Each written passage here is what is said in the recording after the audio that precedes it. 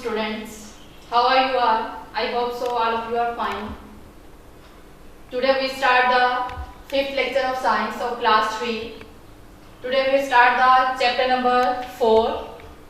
The name of the chapter number 4 is solids, liquids and gases.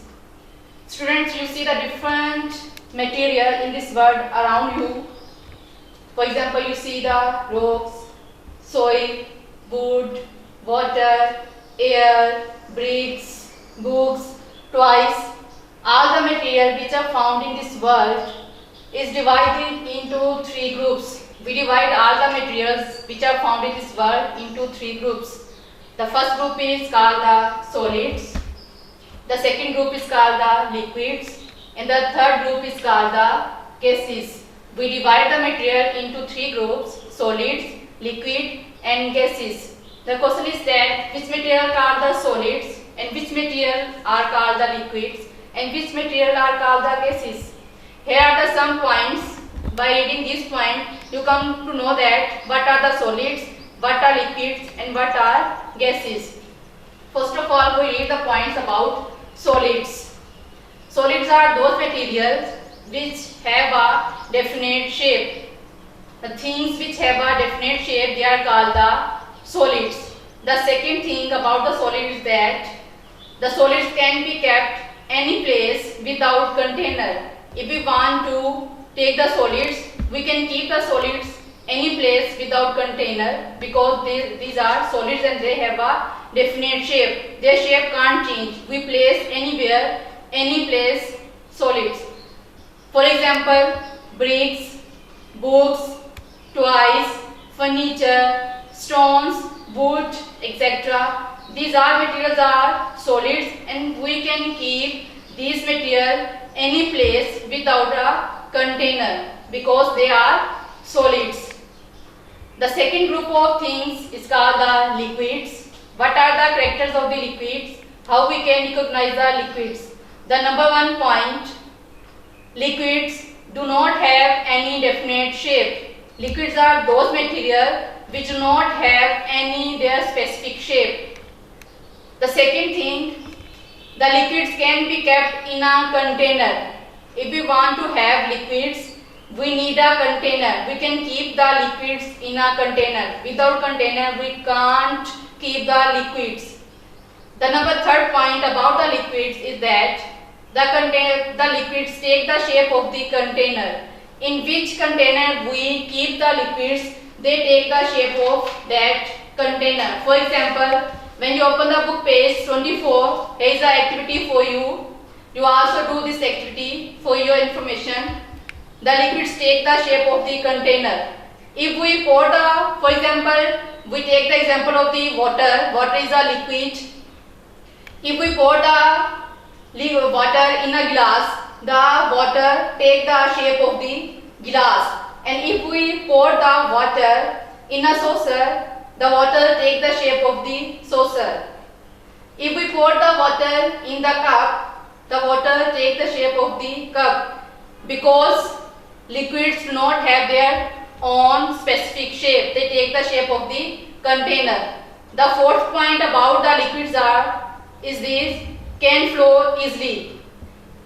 You know that we can keep the liquids in a container, and if we throw the liquids at any place, they start flowing. This is the point about the liquids. When we throw the liquids, they start flowing. And how they flow? Liquids always flow from higher to lower level. For example, if we take the example of water, you also observe the movement of the water, how it moves. It always moves from higher to lower level. The number 6, for example, water, oil, petrol, milk. All these materials are found in the liquid form because they are liquid. They have all these points, that's why they are called the liquid materials. The third group of the materials is the gases. What are the characters of the gases? The number one, all of you know that there is air around the earth. Earth is surrounded by the air, and what is in the air? Gases are found in the air. Air is a mixture of different gases. Number 2 point about the gases. They cannot be seen. We cannot see the gases because they are invisible. Number 3, gases also do not have definite shape. Gases do not have definite shape. They also take the shape of the container. In which type of the container, in which shape of the container we pour the gases, they take the shape of that container. Number 5th point, the gases can be kept in a closed container. The liquids can be kept in an open container, but if we want to have gases, we just keep the gases in a closed container. If we keep in an open container, they spread out. The number 6 point, for example, examples are oxygen, carbon dioxide, nitrogen. These are the different gases which we also use. For example, oxygen is used by us for breathing. Carbon dioxide is used by the plants, which help the plants in food making. And nitrogen is also used in many different things.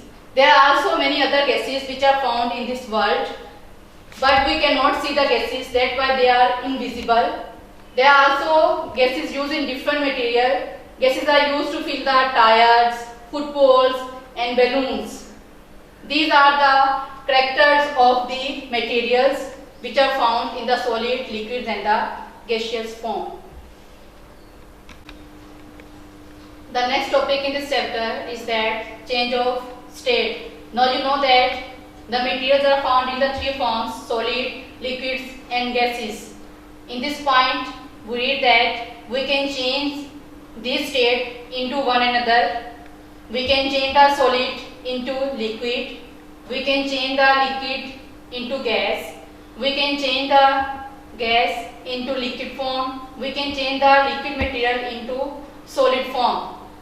For doing this, we just have to do 2 things. Either we heat the material, or by cooling we can change the one state of the material to the other. If we want to change the solid into liquid, we have to need to provide the heat to that material. For example, if we take the example of the ice is the solid form of water. When we provide the heat to the ice, it starts melting and change into liquid. If we have a water is a liquid form. If we want to change the water into gaseous form, we just provide the heat to the liquid and the water change into the gaseous form, which is also called the steam. If we have a gas, if we have a material in the gaseous form and if we want to change the material, that gaseous material into liquid form, we have to cool the material. The gaseous form of the material change into liquid form. Again, if we take the example of the water vapors or steam, when they cool down, they change into the liquid form again. The number 4, if we have a liquid material, if we want to change the liquid material into solid form, we also provide the cool to that material. For example, if we have a water, when we kept the water in a refrigerator, it changed to the ice, and ice is the solid form of the water. These are the 2 things which we have to do to change the material from one form to another. We have to heat the material, or by cooling we can change the one form of the material to the another. Some materials are those which need a lot of heat to change from one form to another, and some materials are those which need little heat to change from one form to another. This is the method. By using heating or cooling, we can change the state of the materials from one form to another. The third one topic in this chapter is the solubility. What is solubility? Sometimes we mix 2 things with each other. If these 2 things are mixed with each other, we say the material is soluble with each other. And if the material is not dissolved in that material, we said that this material is insoluble. For example, you are also doing this activity. For example, if you have a glass of water, you want to make a cold drink, you have to dissolve the sugar into water. Take the glass of the water and take some sugar and pour this sugar in the glass. and stir it with the help of spoon. After some time, you observe that the sugar disappear in the water. We can't be able to see the sugar in the water. It means sugar disappear. The thing which we pour in the water disappear. It means that material is soluble and mixed with the material.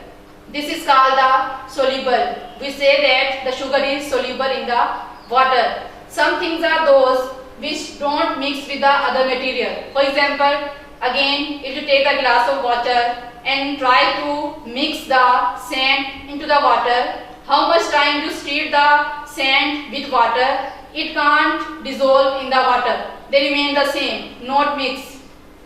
The material which do not mix with the other material, this activity is called the insoluble. Sand is insoluble in the water. The material which mix with the other material, that is called soluble, and the material which not mix with the other material, it is called the insoluble. There are also other material which can mix in the water, and the other material which cannot mix in the water. That is called the solubility. If the material is mixed, that is called soluble, and if the material is not mixed with the liquid, it is called the insoluble material. Yes students, there are also different activities in the chapter. When you open the book page 23, you see environment activity. Remember the class 2 science water cycle. You read in the class 2 water cycle. Remember that water cycle and try to solve this warm-up activity on page number 23. And you have to try all the activities which are found in this chapter and try to do this activity at home, so you can learn more and more about the solid, liquids and gases. On the page number 26, there is also an activity to observe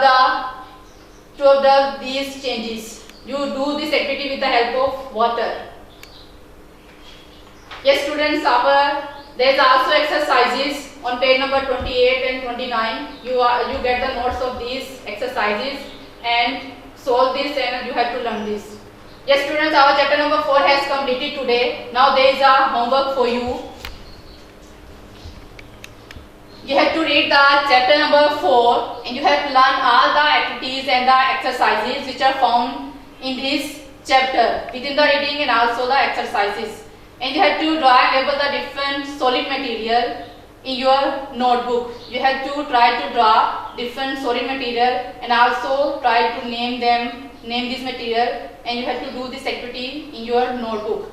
This is the homework for you for chapter number 4. Today our topic has completed. Okay students, have a nice day. Allah Hafiz.